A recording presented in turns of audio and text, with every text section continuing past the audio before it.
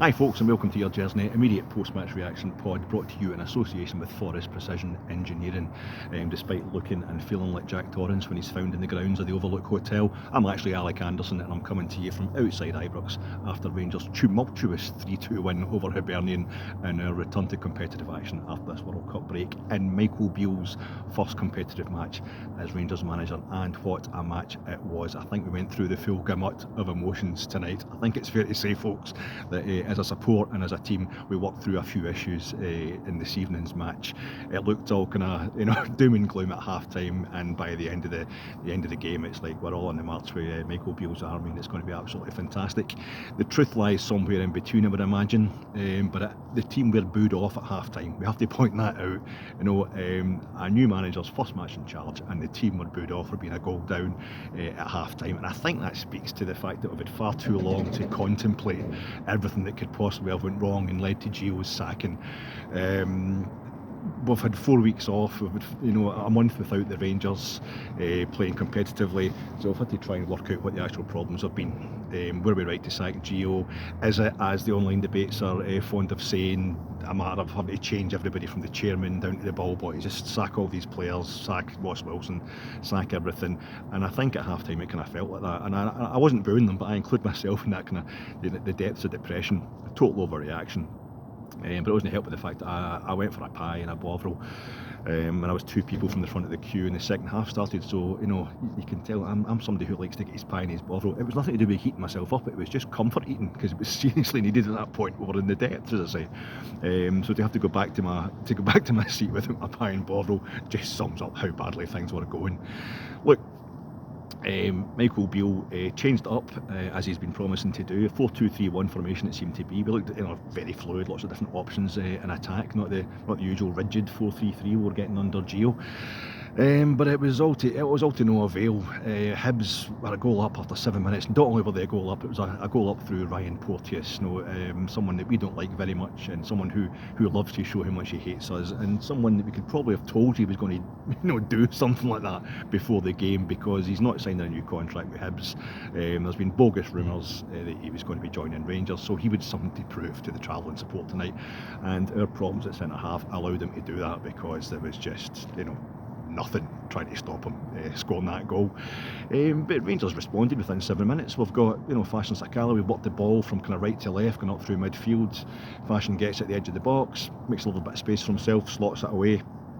Fantastic response within 7 minutes. We think this is great. No, it's good. It's just a bit of teething problems, that goal we've lost to Porteous.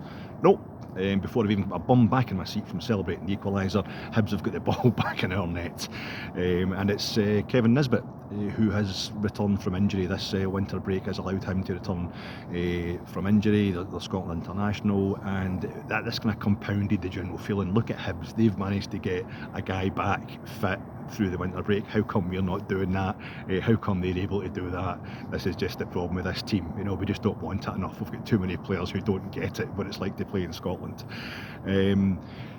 Michael seemed to sort it out at half time. I say it's probably what we needed. Look, one of the reasons Gio had to go, one of the things that exacerbated his departure, was that there's a big Australian guy across the city who's doing really well with Celtic right now, and Ange, he lost a few games when he was in charge of them at first. He started really slowly, and now of course he's the greatest manager since football was invented. So I think for us to be thinking it was all over after a bad 45 minutes was a slight overreaction, but understandable in the circumstances. Out we came second half. Didn't start much better for the first 5-10 minutes. I think we conceded a corner and looked generally as if everyone was going to pot, and then it just became the Malik Tillman show. Just as I was saying to the chap in front of me, I thought we were supposed to stop all this just lumping the ball aimlessly into the middle of the box when Gio left. In goes the corner, and up goes Malik Tillman like a Moroccan striker against Portugal, and nods it down into the feet of Ryan Jack, who goes from looking lacklustre and like he's had his day in the first half to being the marauding defensive midfielder, getting up there and sliding the ball in from a yard out. All blood and snotters. Great equaliser, and this time the goals following fast upon the other. It was us doing the damage. I hardly get the bum back in the seat for celebrating the equaliser when Tav plays a lovely ball up the right hand side, and I'm not trying to say that we're a bit over emotional, we're a bit extreme in the emotions tonight, but I've gone from thinking that this whole team needs to be sold in the first half to looking at Malik Tillman and thinking, that Mbappe, he only beat 2 Morocco defenders in the 18-yard box last night, and then he kind of sclaffed it accidentally into the path of his fellow striker, whereas Big Malik's beaten 2 Hibs players in the 6-yard box, and he's deliberately knocked it back to Alfredo Morelos to knock it in for the winner. And when the Rangers support just needs to feel good when we're totally loving Alfie and letting him soak up the applause.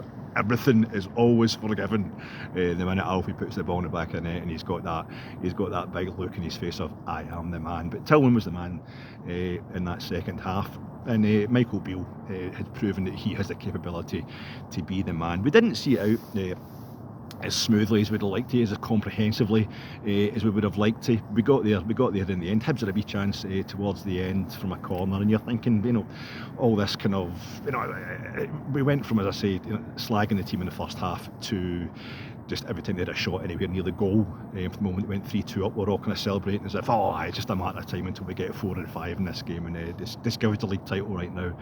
But we didn't get that 4th goal, so there's still a long way to go. Obviously, it was just about getting the 3 points. Steve Davis comes on, a hero of Northern Ireland, and gets himself a booking for kicking Aidan McGeady, a player for Southern Ireland.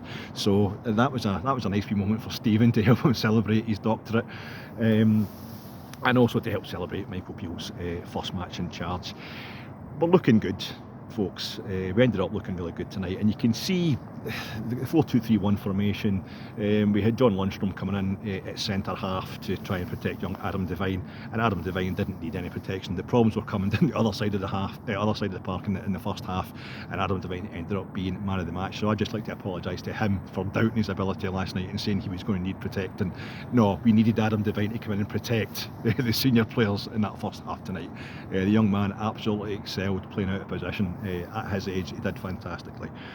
We had Glenn Kamara and Ryan Jack, as I say, is that sitting midfield, and then in front of them he had this kind of I think Ryan Kent he looked like he was at the head of a diamond. He looked like he's kind of going left, he's going right, and then you'd Alfie, he's up front, and you've got Sakala bombing about as well, trying to supply him.